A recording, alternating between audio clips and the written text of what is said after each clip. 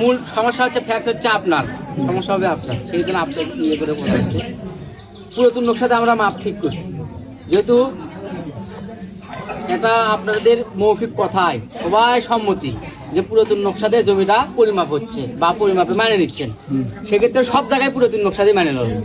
এখন এক জায়গায় পুরাতন মানবেন, আর এক জায়গায় নতুন মানবেন, তাহলে বিষয়টাতে ভেবা শেখা, তাহলে নিজের সুবিধার্থে হচ্ছে। তাহলে যেটা মানবেন তাহলে ওটাই মানে দেওয়া লাগবে সবারই, তাহলে সবাই জায়গায় করে বসবাস করা যাবে নাকি আঙ্কেল?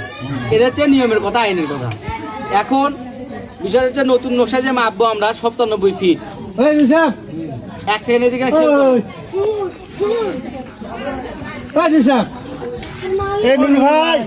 রাখবেন,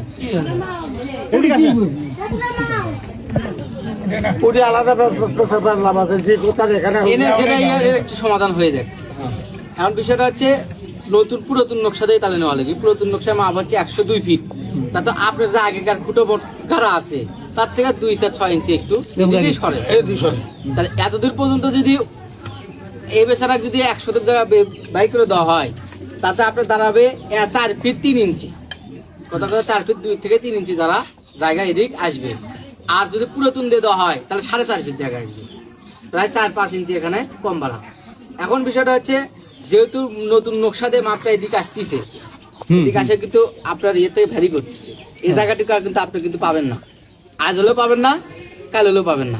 মামলার মাধ্যমে উদ্ধার করা সম্ভব, যেহেতু আপনার রেকর্ড ছিল পুরাতন নকশা 17, সবই 17, নতুন নকশা হয়ে আছে 19, তাহলে 19 দাবি করা বোকামি, সেটা আপনি নিজেও বুঝতেছেন। আমি তো 19 দাবি করিনি, সেটা বললাম আর কি। না ভাই, তো আগে থেকে 19 দাবি না করলেও আর নকশা হিসেবে যাচ্ছে নকশা হিসেবে মালটা 19 দোয়া লাগবে।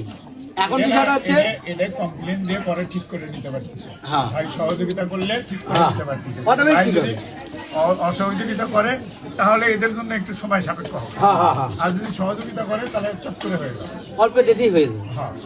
এখন শোনেন, এখানে মানবিক দৃষ্টির কিছু কথা আছে, আমার আঙ্কেলের বিচারকেরা আছে, বৈঠকে ওনারা সমাধান করবে, আমরা খালি দেখাবো, উপস্থাপন করবো। যদি ওই 102 ফিটের থেকে আপনাকে যদি মাপটা আমরা দিই, তাহলে ভবিষ্যৎ আপনার বের হতে সমস্যা হবে, অসুবিধা হবে। যেহেতু কেনা জমি, এটা তো আর ম্যাপের জমি না যে ওটাই দিতে হবে। হ্যাঁ বলেন।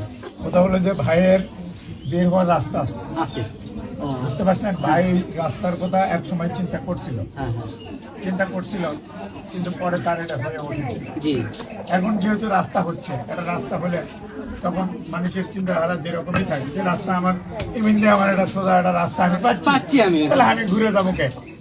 এই চিন্তাটা উনি যে জায়গাতে আছে, ওনার জায়গাতে আমি থাকলে আমিও করতাম, সবাই করতে, আমিও করতাম। তো তাহলে এখানে এই সমঝোতাটার বিষয় আছে। আপনি আগে আমরা সবই দেখবো, ওই পার্শ্ব দেখবো, এই পার্শ্ব দেখবো। মোট কথা কি শোনেন,